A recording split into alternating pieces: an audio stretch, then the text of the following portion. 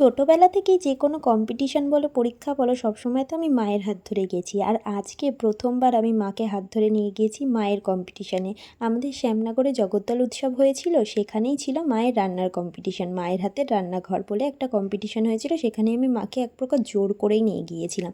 মা তো যেতে চাইছিলই না, কিন্তু যাওয়ার পরে মা যা পারফর্ম করেছে তোমাদের কি বলবো, লাস্টে তোমরা দেখতেও পাবে আমরা প্রাইজও পেয়েছি। হ্যাঁ হ্যাঁ, একটু সারপ্রাইজ থাকুক এই ব্যাপারটা। কম্পিটিশনে যাওয়ার কোনো চান্সই ছিল না আমাদের, কারণ আমরা আগের দিন জানতে পেরেছিলাম যে কাল কম্পিটিশন হতে চলেছে। তো এক প্রকার মানে তাড়াহুড়ো করে তোমরা বলতে পারো যে কম্পিটিশনের জন্য তৈরি হয়েছি। 8টার সময় গিয়ে আমি নাম লিখিয়েছি যে কম্পিটিশনে আমরা যাব, আর তার মধ্যে রাত্রিবেলা 2টোর থেকে আমরা রান্না শুরু করেছি। তো প্রচুর কিছু আমরা রান্না করেছিলাম, সেগুলো তোমরা এখানে দেখতেই পাচ্ছ। স্যালাড বানিয়েছিলাম, ছিলেও ভেজিটেবল পোলাও, চিকেন চপ, অনেক কিছু।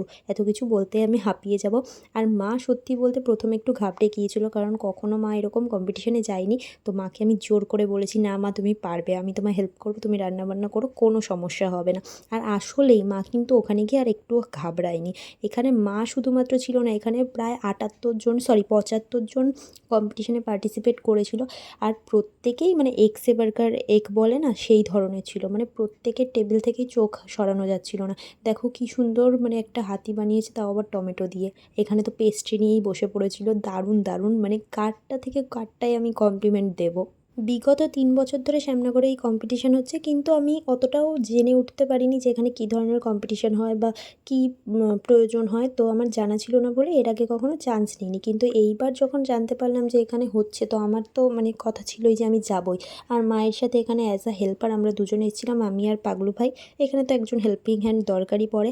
আর এখানে আমাদের মেন্টর ছিলেন, মানে যিনি পুরো কোরিওগ্রাফ করছিলেন, শ্যামশ্রী ম্যাম। খুবই সুন্দরভাবে সবাইকে বুঝিয়ে বুঝিয়ে প্রত্যেকটা মানে অ্যারেঞ্জমেন্ট করিয়েছিলেন। মানে কেউ যদি ঘাবড়ে যাচ্ছিল, তিনি তাকেও এত সুন্দর বুঝিয়ে দিচ্ছিলেন, কি বলবো। তো চলো দেখে নিই সবাই কী কী রান্না করেছিল। আমার নাম শর্মা মণ্ডল।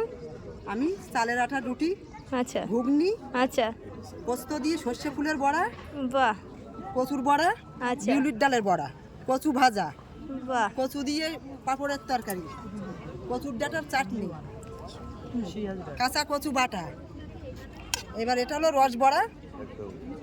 এটা মানে সরা পিঠে, দুধে ভেজানো সরা পিঠে শুকনো। এইবার ছিল আমার মায়ের ইন্টারভিউয়ের পালা। তোমরা দেখো কি দারুণভাবে ইন্টারভিউ দিয়েছে মা। কাঁচা কলা দিয়ে আমি রান্না করেছি একটা রেসিপি, আমার মন মতো, নিজের মন থেকে চেয়েছে। তারপর আমি রান্না করেছি দই বড়া, তরকারি, ওয়াও, দই বড়া, পোলাও। আমি চিকেন খাই না, তো ছেলে মেয়ের আবদারে আমি নিজের মতো করে চিকেনটা আমি করেছি। বাহ, সিল্কি চিকেন দিয়েছি নাম। আমি ওটাকে সবজি দিয়ে চিকেনটাকে তৈরি করেছি। সবজি মিক্সিতে পেস্ট করে ভেজে নিয়ে আমি চিকেনটাকে তৈরি করেছি।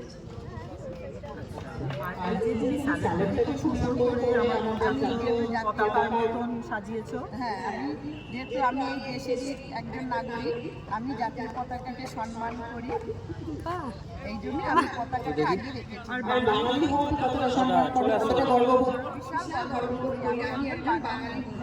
প্রত্যেকটা মানুষের ইন্টারভিউয়ের সাথে সাথে তাদের ফটোশ্যুট, ভিডিও শ্যুট এগুলোও হয়েছিল জগদ্দল উৎসবের পেজ থেকে। তারপরেই সব মানুষজন এসে, আর তার সাথে সাথে যারা জাজেস ছিল তারাও এসে মানে প্রথমে তো চেক করছিল যে কে কতটা পরিষ্কারভাবে করেছে, কে কতটা সাজিয়েছে, তার উপরও তো নাম্বার ছিলই 5 নম্বর করে।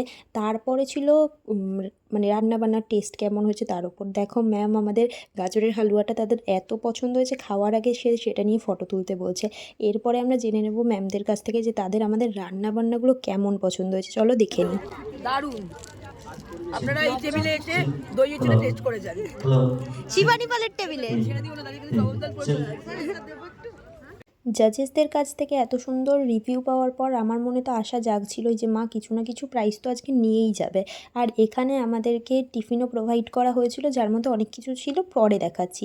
আর জাজেসরা নাম্বার দিয়ে দেওয়ার পরে তাদের সাথে যারা ছিল, মানে তাদেরকে কি বলে আমি আর জানা নেই, তারা সবাই এসে খাবার টেস্ট করছিল। এখানে আরও সাধারণ মানুষদেরও টেস্ট করার অপশান ছিল, যেই জিনিসটা আমার খুব ভালো লেগেছে। সবাই আসছিল আর টেস্ট করছিল, আর সবাই কিন্তু ভালোই বলেছে। আমার এই জিনিসটা খুব ভালো লেগেছে। অনেকে অনেকে বলেছে যে এটাতে এটা কম হয়েছে, এগুলো না বললে তো আমরা জানতেও পারবো না নেক্সট ইয়ার যখন যাবো। আর এখানে দেখো পুচকুটা ও এত কিছু ছেড়েও স্যালাড খাবে। ওই যে বলেছিলাম এখান থেকে আমাদের টিফিনের ব্যবস্থা করা হয়েছে, তার মধ্যে ছিল কেক, চিপস, কুরকুরে, এগুলোই। কেকটা আমার ভাই আগেই খেয়ে নিয়েছে।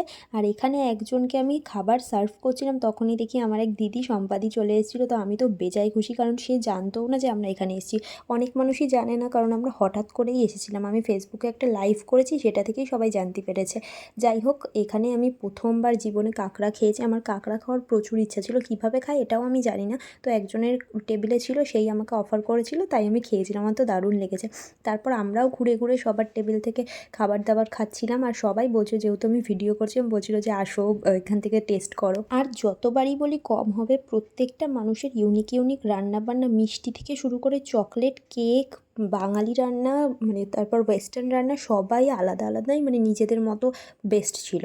তারপর দেখো আমাদের সব খাবার দাবার তো প্রায় শেষ হয়ে গেছে। এরপর চলে এসেছিলো মেন সময়, যেই সময় আমাদের মানে রেজাল্ট জানানো হবে। কিন্তু তখনও আমাদের এখানে লোকজন আসছে যে যদি কিছু একটু খাবার দাবার থাকে, কিন্তু আমাদের প্রায় সব কিছুই শেষ হয়ে গেছিলো। আর রোদ পড়ছিল বলে যে স্যালাডগুলো ছিল সেগুলোই শুকিয়ে গেছে, খাওয়া যায়নি।